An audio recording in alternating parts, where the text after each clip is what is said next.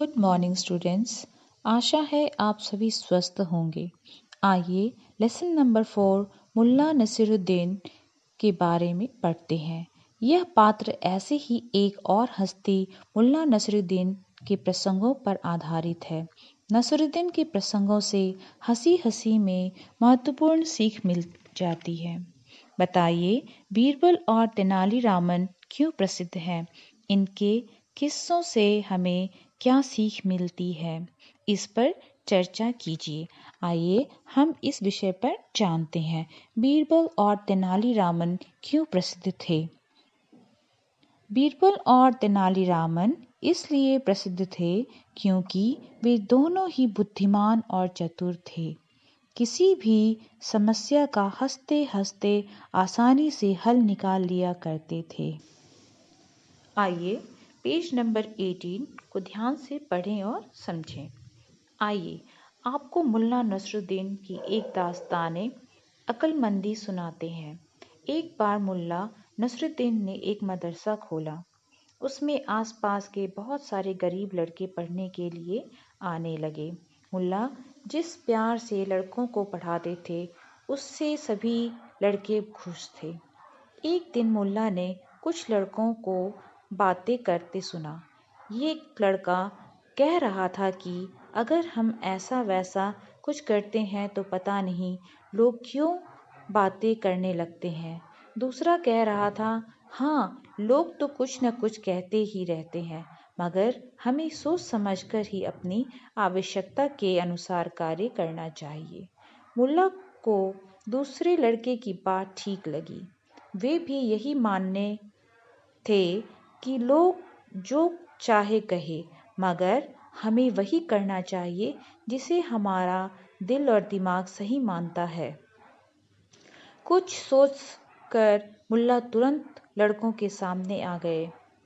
दुआ सलाम करने के बाद मुल्ला ने लड़के से कहा, जाओ ज़रा मेरा गधा लेकर आओ, और हाँ सभी लड़कों से कह दो कि जैसे भी कपड़े पहने हैं वैसे ही मेरे साथ चलें।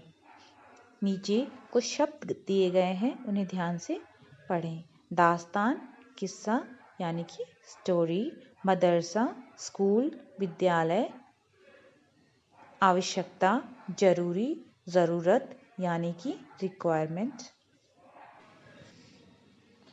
मुल्ला का शागिर्द उनके घर से उनका गधा ले आया। मुल्ला अपने गधे की पीठ पर बैठ गए, मगर बैठे वे उल्टे थे। गधे की दुम की ओर मुंह और गधे के मुंह की ओर पीठ। लड़के खिलखिलाकर हंस पड़े, मगर मुल्ला पर इस बात का कोई असर नहीं हुआ। वे चलने लगे।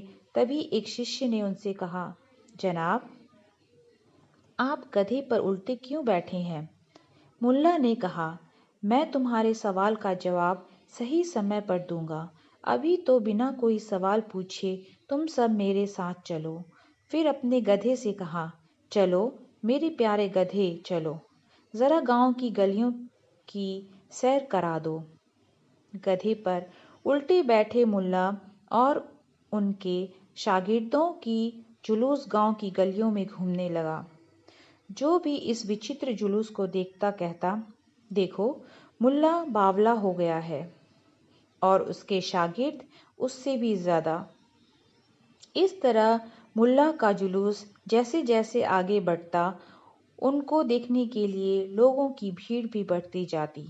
हालांकि भीड़ के सभी लोग मुल्ला और उसके शागिर्दों का मजाक उड़ा रहे थे। मुल्ला पर उसका कुछ भी असर नहीं हो रहा था। उनके कई शागिर्दों ने कहा, जनाब लोग आपका और हमारा मजाक उड़ा रहे हैं, परंतु आपको इसकी ज़रा भी परवाह नहीं है। मुल्ला ने कहा, हाँ मुझे इन लोगों की ज़रा भी परवाह नहीं है। मैं आराम से गधे पर बैठा हूँ, इससे ही लोग परेशान हैं। देखो मैं उल्टा इसलिए बैठा हूँ क्योंकि तुम सब मेरे पीछे पीछे चल रहे हो। उल्टा बैठकर ही तो मैं तुम्हें देख सकता हूँ और तुमसे बातें भी कर सकता हूँ। अगर मैं सीधा बैठता तो तुमसे बातें कैसे कर सकता? शागिर्द सिर हिलाने लगे। उन्हें यह बात ठीक लगी। मुल्ला फिर बोले, अगर तुम मेरे आगे आगे चलते तो तुम्हारी पीठ मेरी ओर होती। ये तो बेअदबी होती है। मैं तुम लोगों के चेहरे कैसे देखता और कैसे तुमसे बातें करता। मुल्ला जी का तर्क लड़कों की समझ में आ गया।